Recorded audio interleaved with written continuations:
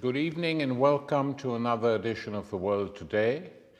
With me in the studio, our improvised studio in the Bolivar Hall in London, is Anabel Hernández, the author of Narcoland, one of the best studies of the drug cartels and their links with politicians and bad politics in Mexico City. She is a distinguished journalist and an extremely courageous one, because to write about these problems in Mexico often leads to death. So we are very happy to have you with us, Anabel, in the studio. Before we begin to discuss other things, let's discuss the journalist who was killed not so long ago. Who was he? What is the story? Because the coverage in the media in the West has been very limited, as you can imagine. Well, Javier Valdez was a very close friend of me. He was covering the issues about drug trafficking and members of the government involved with drug trafficking since many years ago. He started also to publish some books about these issues. And he was living in Culiacan, the capital of Sinaloa. This place, as you know, is one state that produces most of the marijuana and heroin that travel across the border to the consumers in the United States. And in this state, Sinaloa have been born the most dangerous and powerful drug lords in Mexico, like El Chapo Guzman, who is the most famous. So my colleague was covering in the last weeks one war that is inside the Sinaloa cartel after the arrest and the extradition of Joaquín Guzmán Loera, El Chapo Guzmán, who was the head of the cartel. As you know, just at the beginning of this year, he was extradited to United States, and Javier was covering this. Sadly, May 15, he was murdered at noon in front of everyone in Culiacan. He received 12 shots. There were 12 shots fired. Yes, 12, just in the street. And now the government is trying to say that was because someone tried to steal his car. But of course, this is not possible, because even in Culiacan, that is a very dangerous place, no one shoot to anyone 12 times to steal a car. So for me, it's very clear that to be able to kill one journalist as famous, as important as Javier Valdez, someone of the government gave the permission to do it. And this is very dangerous because, as you know, Mexico is one of the most dangerous places to be a journalist. Just this year, 6 journalists have been murdered, more than 100 in the last decade. And all these crimes are impugned because these journalists not just have been murdered by members of the cartels. In most of the cases, is involved directly members of the government, municipal government, state government, or the federal government. And I think it's the case of Javier Valdez. So Javier was killed by the usual conglomerate, which acts together to eliminate anyone who is exposing their activities. But the thing that always puzzles me, Anabel, is that these activities are exposed. It's not a secret, this, any longer. Everyone knows that the government on virtually every level collaborates with the cartels, that the police is heavily involved in the army, the Marines, everyone. Everyone is involved. Yes. So it's not a secret. So why are they so keen? Just because they don't like anyone pointing the torch on them? You know, they hate the idea of anyone saying this, but people know it. Because the difference is, as you said, everyone knows in general, but it's not a problem if you are talking in general aspects. But if journalists like Javier or me or others start to put names, I mean, it's not just governors, it's this governor, it's not just the police, it's this chief of the police. When we start to put name by name, publish name by name, all these people, all these members of the government that are protecting to the cartels, that is the point when the things get really dangerous. At least that is my own experience. I mean, the problem with me, I am under threat since December of 2010, not because I published this book, Narcoland, related with El Chapo Guzman. The problem is that in this book, I put name by name the members of the last governments since the decade of the 70s until now, name by name, who are involved with the Sinaloa cartel. I put the name of presidents, I put the name of generals, I put the name of chiefs of the police, and because that, these officials want to kill me, ordered to kill me. Wasn't El Chapo Guzman, was these officials. And that is the most dangerous Naming thing in names. Mexico. Yes. That's the most. Yes, not just talk about, yes, the corruption, no. Give names. That makes the difference, and that is really dangerous. But Anabel, especially after Javier's public execution by these people, aren't you worried for your own safety now? I am very worried. I am very worried because I'm worried that the people that ordered the murder of Javier could be also behind me because we were covering the same story. I published one article in this very important media Pública in Brazil, and I published in last February, at the beginning of this year, all the issues about one war inside the Sinaloa cartel, one war between one man that used to be the confident man for El Chapo Guzman and the sons of El Chapo Guzman. They are fighting inside the cartel for the power after El Chapo was extradited. So after this article, also Javier started to follow this story. The Mexican federal government is contacting me because they think that I am right now in more danger than before. So which agency of the government contacted you?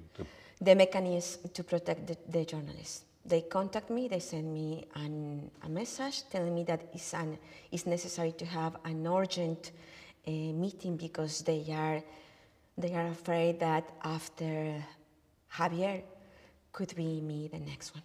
And yes, I'm worried. What did you respond to them? I have to still doing my job. I cannot change that. I mean, this work is not about ego or fame or these silly things. This work is about the right of the people to know the truth. If the people really understand what is happening in Mexico, the people will be free to take free decisions. When one society doesn't have free information, when the people doesn't know the truth, cannot take really good decisions. So I think that freedom of express, freedom journalist is one of the most important things for any democracy. So I think that this work that we are doing, where many journalists are risking their lives day by day, is for the society, the Mexican society, expecting that this can change something. Anabel, tell me something else. The United States, Mexico's big neighbor, have been involved through the DEA, the Drugs Enforcement Agency, through the FBI, through various other bodies, so they tell us, in trying to eradicate the drug menace, the cartels, etc. Yet, what every Mexican knows without the names. The FBI, the DEA, they must have the names of everyone involved, and yet they do nothing, absolutely nothing, for fear of upsetting or disturbing their political clients, who do their bidding on many other things in South America. And so in order not to destabilize this class of corrupt, servile politicians, they talk about it, but they don't do anything, and nor do they show any interest in bringing these people, as a collective entity before the eyes of the world. Do you know why? Tell me. Because they are also involved. The CIA, the DEA have been involved managing the drug trafficking by decades. That is true. And exist documents in the Congress of USA that proves this. I published this in Narcoland, and just a few months ago, the son of Pablo Escobar just confirmed this information, that the CIA was helping to Pablo Escobar Gaviria to traffic tons of cocaine to United States, and in change of Pablo Escobar Gaviria was supporting La Contra Nicaragüense. So the CIA knows, yes, give to the American people the drugs, we open the airports, we open the frontiers, but you, part of the money that you gain, you have to give to the Contras. And just the son of Pablo Escobar Gaviria confirmed this. The CIA was involved, was in the meetings with my father. So I think that's why even, of course, the US government knows many of these names. They don't want to really destroy the business. Come on. Most of the money of the Mexican cartels is in the banks of United States. I mean, Wells Fargo, Citigroup, the American banks. I mean, HSBC here in London. I mean, everyone knows that. Millions of dollars. But what is happening? I mean, no one really wants to destroy the cartels because this illegal money that cost blood in Mexico is moving the economy in many parts of the world. That's the reality, absolutely. Now, what hope is there of change in Mexico? Recently, especially after Trump's threats, which probably will add up to nothing, like on every other question, he's bombing Syria, which he said he would never do. He is negotiating with the Saudi Arabian monarchy, which he said were criminals when he was fighting the, etc., etc. So probably the thing with Mexico will also slowly finish off, because too much is at stake for them to pick up a fight with the Mexican cartel oligarchy. But that's the United States. But within Mexico, despite all these horrors, there has often been hope.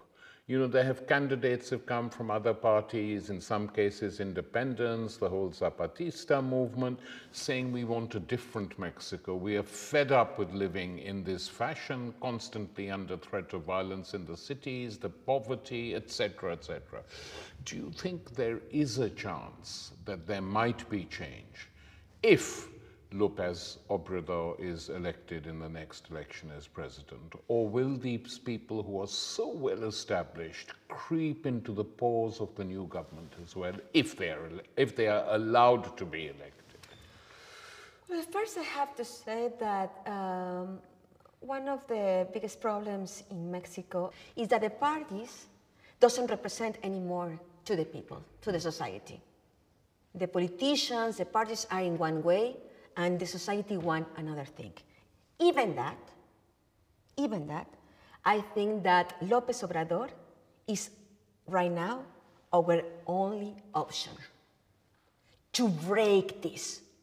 I don't know if he will be a good president, because he's an old politician. Yeah. We should not forget that he belongs in one way or other to the system, in one way or other. But even that, I think he's the only one that could break the things. He has the obligation, if he became a president, really reformulate all the democracy in Mexico, because right now we have a really weak system of democracy, and I think that López Obrador could have the chance to do it. Do you think they will let him, or will the elections be rigged?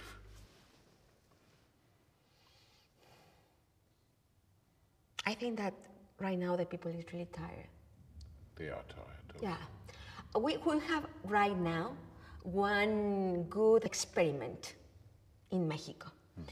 Exists one state called Estado de Mexico. Just few weeks in the future will be the election of the governor. In this state? So, this state have been always in the hands of the official party, the PRI. In this election, the people, all the preference of the votes are with the candidate of Morena, the party of Andrés Manuel López Obrador. This woman is called Delfina. I know, and I think everyone knows, everyone is conscious, that maybe she's not the most expert politician in Mexico, but the people is really tired. And even the official party and the government start to a dirty campaign against her, as they used to do with Andrés López Obrador in the last elections. Exactly. Now this dirty campaign is not working anymore, and she is still in the preference of the voters. So I think that if Delfina is able to win this election, I think that Andrés López Obrador will have a very, very big possibility to win the presidential election. Well, that would be, I mean, as you have said, even though he's not perfect, but in these days you don't find politicians who are completely perfect. It would be a huge step forward for Mexico. Absolutely. Because I think that if Andrés Manuel López Obrador became a president, the society will really be over him. To force him, you promise this, you have to do it now. Exactly. I think the mind of the society will change, and the society will feel empowered. That is the point. I've always felt, not just in when I've traveled to Mexico, but other parts of South America, that what has been missing, even when you have very good people as presidents, sometimes in Bolivia, Ecuador, Venezuela, they have tried. But what we should have institutionalized in a way is the elections produce a president who is promised A, B, C, D, E. We should have institutionalized popular assemblies as well. In the big cities, in the provinces, who meet once a month, completely different people from the grassroots to act as a popular inspectorate of what the government is doing. For me, that's the democracy. Yeah, the real democracy. Yeah. No, it's not just, okay, I elect you and then wait till the next. I sit in my house and I expect that you, because you are very good, you will do it. No. Yeah, that doesn't work. As a society, we have to take also our responsibilities. Yes. And one of these responsibilities is make to these people to do their job. When you speak in the United States and point out to people in the US that their government is involved, that their agencies are involved, what is the response? Surprise? Don't they know it? Or how do they react to what you've said? They don't say anything. Of course, they cannot deny it, because, I mean, I have the indictments in different courts, opened in different courts, United States, that shows this information. For example, I repeat, that shows that many of the American banks launder the money of these cartels. I mean, that is a fact. Yes. That is a fact, but no one said nothing. And it's very sad that the journalists of New York Times and Wall Street Journal and Washington Post and all this, they are just focused on how bad is Mexico. people is crazy, how corrupted they are. But they never talk about all these people that also is corrupted in the United States. No one really talks about how these tons of cocaine, methamphetamines, heroin, marijuana cross the border and go to New York and go to Los Angeles. How this happened? I mean, it's not that Mexican police there. But no one talks about it. No one wants to talk about that. And I think if we, okay, in Mexico we are very corrupted. I mean, the system is very corrupted. The government is absolutely involved in all the levels with the cartels. But these cartels not just work in Mexico. These cartels work here in London. Their drugs are here. Their dirty money is here also. In the United States, in Paris. I mean, everywhere, in China, in Japan, everywhere. Their money is everywhere. And no one really wants to do nothing. I mean, the corruption is everywhere. This money is buying the conscience of many people in the world. And no one talks about it. Anabel, in your own country, in Mexico, there is a very old tradition of a strong intelligentsia, let us say, people who are journalists, writers, philosophers, artists, painters, who in the old days used to speak up very vigorously on most questions. Have they all disappeared? Who speaks up? I mean, you know, these journalists and writers who, for instance, I don't want to mention names, but I know some of them who are very strong in attacking any progressive governments in South America, but when it comes to their own country, they're just silent. Yeah, I mean, if you talk about where's people like Frida Kahlo or like Diego Rivera, like David Alfaro Siqueiros, people that were not just artists, they were also intellectuals, and they really speak about all the things that were wrong. Yeah. I think that they are not exist anymore. They don't exist anymore. Because the people is really afraid in Mexico. And has an explanation. I mean, you are talking about one country where more than 28,000 people have been disappeared in 6 years. 28,000 people disappeared. We are talking about one country that more than 130,000 people have been murdered in the last decade. I mean, the humanitarian crisis in Mexico is big.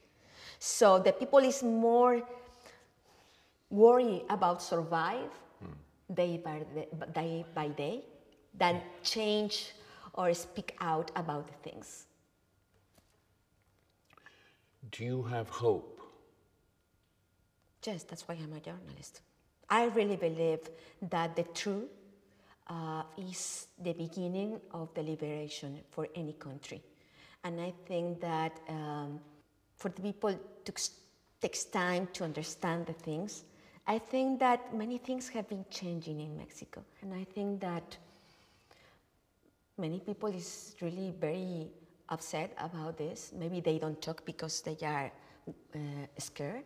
But I think that maybe next year, in 2018, we can see this anger. We can see this disappointment. We can see this in the next election.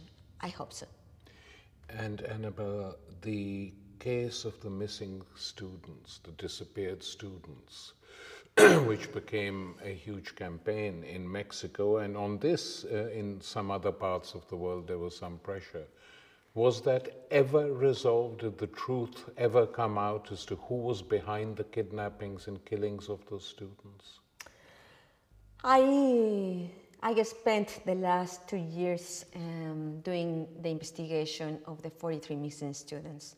I just published last December my last book, The Real Night of Iguala, where I was able to prove with documents and forensic proofs that the army, the military, the members of the 27th Battalion organized the attack against the students, and also they participate directly in the attack because the militaries were trying to recover $2 million of heroin that were hid in two of the buses that the students stole, ignoring that the buses has drugs. So that's why the motivation of this very focused attack.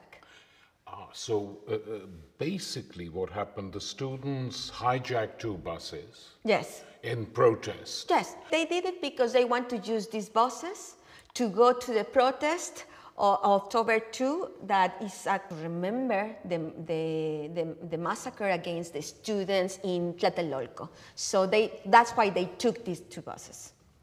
And they didn't know that the buses contained illegal money. They didn't. No, illegal heroin. Illegal heroin. Was heroin with one value of $2 million.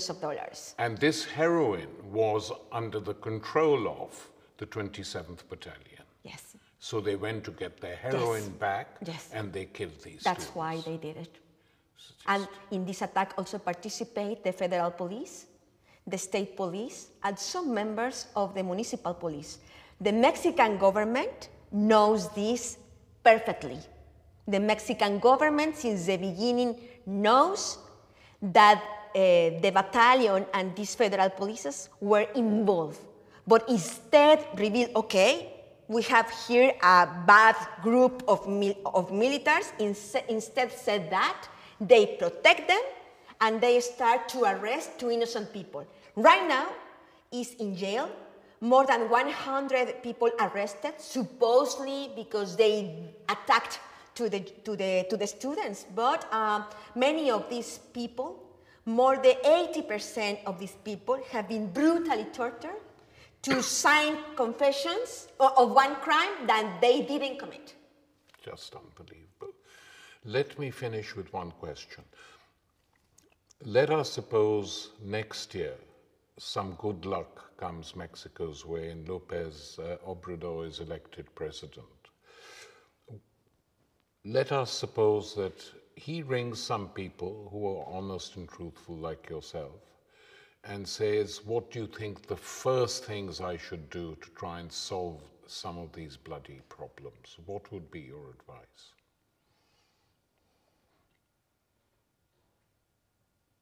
He has to. I mean, for me, the diagnostic of what is bad in Mexico is very clear. The main problem is the corruption inside the government. So, before fight against the corruption that is just also outside the government, the cartels, the businessmen, instead fight first against this, he had to clean the government. And all its institutions. Yes. He had to clean and put in jail all the members of the army that are involved with the cartels. He had to dissolve completely the federal police that is like another cartel. Now the federal police really is now like another cartel. They traffic drugs, they kidnap people, they traffic people. He had to put in jail too many governors that are corrupted and involved with the cartels. I mean, he had to clean the government, show a new face to the population, show a new face to the society that this is serious. And then start to create one, how can I say it? Environment of legality. Yeah. Because the problem in Mexico is this culture of illegality. Yeah.